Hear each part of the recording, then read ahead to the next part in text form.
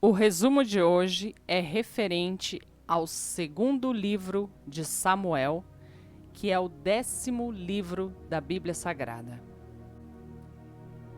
O segundo livro de Samuel continua a história dos reis de Israel depois de Saul. Após a morte deste, Davi foi ungido rei sobre a tribo de Judá e mais tarde sobre todo o Israel. É a história de Israel sobre a liderança de Davi, o assunto do segundo livro de Samuel. O livro começa com Davi recebendo a triste notícia da morte do rei e de seus filhos. Seu luto, em meio a prantos, demonstra seu amor e fidelidade a Saul. A história do livro cobre um período de quase 40 anos e termina com a compra do local para a construção do templo. Não tenha pressa. Pressa é inimiga da perfeição. O conflito entre as casas de Davi durou tempo. Pacientemente, Davi esperou 7 anos e meio, até que o reino de Israel o aceitasse como rei. Ele não se incomodava com a demora de Deus em cumprir a promessa de que ele seria rei de toda a nação. Ele fora ungido para isso, mas não entrou em guerra contra Israel, pois entendia que o melhor seria esperar no Senhor. Precisamos aprender com Davi a não ter pressa, pois a pressa sufoca, desgasta, faz tropeçar e vicia. Acordamos com pressa, comemos com pressa, andamos, trabalhamos, oramos e até dormimos com pressa. Podemos nos apressar, desde que seja bem devagar. Por não se apressar, Davi acabou sendo bem-sucedido, alcançando sem se desgastar o mesmo que alcançaria se fosse apressado. Dê tempo para as coisas boas da vida. Dê tempo para si mesmo. E dê tempo principalmente para Deus. Para isso, você deve ter pressa. Presunção. Não é fácil compreender por que Deus foi tão severo com Uzá. Deus não foi severo demais com ele. Sua intenção não era boa. O pecado de Uzá foi a presunção. O mesmo pecado que levará multidões a experimentar o juízo final de Deus. Gerald Kennedy, escritor e pastor, na página 3 de seu livro Fresh Every Morning, faz o seguinte comentário sobre este incidente. Eu creio na lei moral. Creio que Deus estabeleceu esta lei como imutável e intocável, tal qual a lei da gravidade. Creio que a única alternativa que temos é descobrir qual é a lei e por ela viver, ou passá-la por alto e morrer. A sorte de Uzá é uma demonstração clara do resultado final do desrespeito para com as instruções divinas. Ele se tornara culpado de uma presunção imprudente, pois estava perfeitamente informado de que ninguém, exceto os sacerdotes, podiam nela tocar. O inferno vai estar cheio de bem-intencionados. As leis de Deus são claras, como são claras também as consequências para os seus transgressores. No entanto, muitos se perderão porque presumem que Deus não levará em conta os seus pecados, simplesmente porque Ele é amoroso, bondoso e cheio de misericórdia. Estes se esquecem de que a misericórdia de Deus não os isenta de suas exigências. Mefibosetes espirituais. Davi amava Jonatas como a si mesmo. A morte do amigo deixou-lhe um vazio na alma que só era preenchido pela saudade e pela esperança de um dia revê-lo no céu. Agora, entronizado como rei de Israel, Davi descobre a existência de um filho de seu melhor amigo e resolve recompensá-lo em nome do pai. Mefibosete ficará inválido aos 5 anos de idade, quando sua babá, assustada com a notícia da morte do rei Saul, deixou-o cair no chão afetando possivelmente a sua coluna cervical. Ao encontrá-lo, Davi ofereceu-lhe ajuda, carinho e abrigo. Seus problemas haviam terminado. O cão morto seria tratado como príncipe.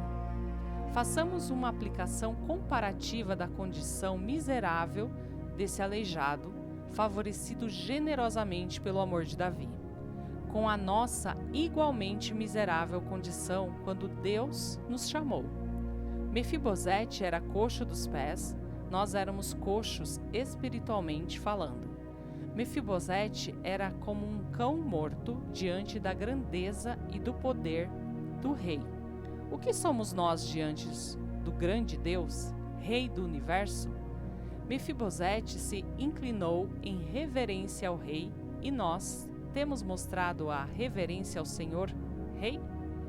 Mefibosete recebeu uma rica herança. A nós também está prometida a herança de um novo céu e uma nova terra. Mefibosete comeu continuamente na casa do rei e nós já abrimos a porta para que o rei coma conosco? Ele diz: eis que estou à porta e bato. Se alguém ouvir a minha voz e abrir a porta, entrarei em sua casa e com ele cearei e ele comigo. Apocalipse 3:20. A misericórdia de Deus. Poucos homens cometeram pecados tão graves como Davi, mas também poucos voltaram para Deus tão arrependidos quanto ele. O arrependimento sincero de Davi levou-o a buscar perdão divino, a purificação do seu coração e a renovação da morte, tornando-o o homem segundo o coração de Deus. Atos 13:22.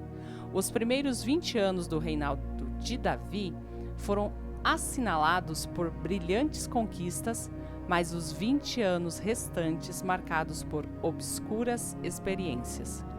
Durante anos, Satanás explorava o seu ponto fraco, levando-o gradualmente ao pecado e à vergonha.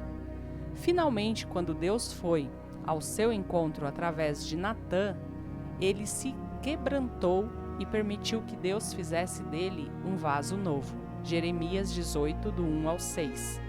Somos uma nova criatura pelo poder de Deus. Podemos ficar desesperados por algum pecado grave que tenhamos cometido, mas não Deus.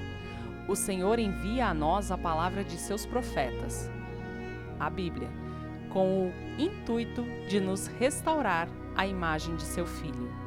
Não podemos expiar nossos pecados, nem apagar as nossas transgressões. Não podemos purificar o nosso coração, nem tampouco impedir as tentações.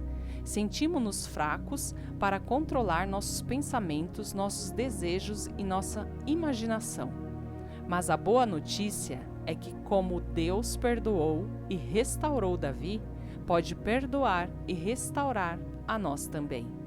O amor de Deus nos é oferecido como a Davi.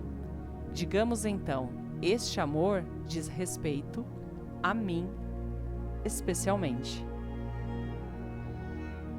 A crítica. Secretamente, Absalão planejava tomar o trono de seu pai. Para ganhar a simpatia e o apoio da nação, quando desse o golpe, ele assumia uma atitude benevolente e altruísta, fazendo o povo acreditar que ele se preocupava com as suas carências e dificuldades. A cavilosa crítica ao governo de seu pai foi aos poucos conquistando adeptos. Sua afabilidade e cortesia desmensurada, aliada a uma boa aparência, enganaram completamente o povo e não demorou muito, o descontentamento e o clima de revolução tomou conta de todos. A crítica é um mal destruidor que aparentemente pode ser suportada, mas por dentro ela faz sangrar a alma. Alguns falam em crítica construtiva, mas construtiva mesmo é aquela que fazemos diante de um espelho.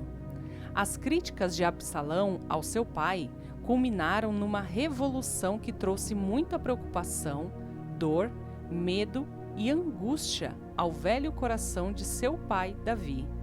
trouxe a divisão da nação e culminou com a morte do fascinante acusador e de muitos dos seus iludidos seguidores. Falando sobre crítica, ninguém é tão crítico das pequenas falhas alheias quanto os culpados de grandes falhas.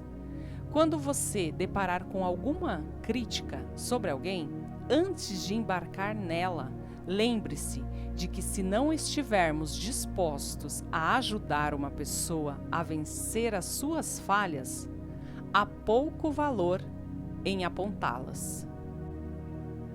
Você tem uma mensagem? Aimás era um bom corredor, era um homem bom, cortês, conhecedor do caminho, mas não tinha mensagem. O mundo está cheio de pessoas como ele que desejam incumbências, mas estão despreparadas para cumpri-las. Sabem correr até mais que os outros, mas diante de uma decisão não sabem o que fazer. Alguém descreveu um cão de caça que estava perseguindo uma raposa. Ele corria com tamanho ímpeto e determinação que acabou ultrapassando a raposa na corrida. Foi então que a raposa percebeu que era ela quem perseguia o cão, sem conseguir alcançá-lo. O cão parecia não sentir que o correr não era um fim em si mesmo. Gastou muita energia sem, contudo, alcançar o seu objetivo. Aimás chegou antes de Cusi, mas foi este que tinha uma mensagem a dar. Afinal, a mensagem não era mais importante do que a velocidade de Aimás. Todos nós temos uma mensagem para dar ao mundo. Fomos encarregados por Jesus e dela devemos nos desincumbir, como Cusi o fez. Esta mensagem nos manda ir e ensinar a todas as nações, batizando-as em nome do Pai e do Filho e do Espírito Santo, ensinando-as a guardar todas as coisas que eu vos tenho mandado. Mateus 28, 19, 20. Você tem levado a mensagem ou está correndo à toa? Falso arrependimento. Simei representa aquelas pessoas que estão sempre levantando o dedo molhado para ver de que lado sopra o vento, pois é lá que elas querem estar. Quando Davi fugia de Absalão, Simei o amaldiçoou. Mas quando o rei voltou vitorioso, foi o primeiro a sair ao seu encontro, aparentando sincero arrependimento. Davi lhe deu uma chance que ele não soube aproveitar, pois mais tarde, na ânsia de recapturar 2 escravos fugidos, saiu de Jerusalém, desobedecendo a ordem do rei Salomão, e acabou sendo preso e executado. Pessoas como Simei baseiam suas decisões não em convicções, mas nas vantagens que as ocasiões lhe oferecem. Como Simei, nunca merecem confiança. O mundo está carente de pessoas honestas e sinceras, tanto o mundo como a igreja, pois elas são cada vez mais raras. Rocha eterna. Desde os tempos do deserto do Sinai, quando o Senhor fez brotar a água da rocha para matar a sede de Israel, a rocha passou a ser para os israelitas um símbolo divino de força, permanência e refúgio. Davi expressou sua fé em Deus, ilustrando com a rocha o caráter imutável e protetor do Deus que o salvara de Saul. Ele usa também o escudo como símbolo da proteção divina, pois para ele, que fora um guerreiro, o escudo certamente o protegeu muitas vezes da morte. Embora Satanás e seus anjos nos ataquem e persigam, se confiarmos em nosso escudo e nos refugiarmos na rocha da nossa salvação, não sofreremos dano algum. Se você conhece este hino, cante-o com a certeza de que Jesus está ao seu lado para protegê-lo. Chama Rocha Eterna. Eterna rocha é meu Jesus, refúgio sempre em temporal. A confiança nele eu pus, refúgio sempre em temporal. Rocha eterna, nossa proteção. nosso abrigo, nosso Salvador, sempre certo na tribulação, presente sempre em nossa dor. Irmãos e irmãs, esse é o 10º livro da Bíblia Sagrada, o 2º livro de Samuel. Foi um pequeno resumo, espero que todos busquem mais entendimento da palavra de Deus e que Deus os abençoe.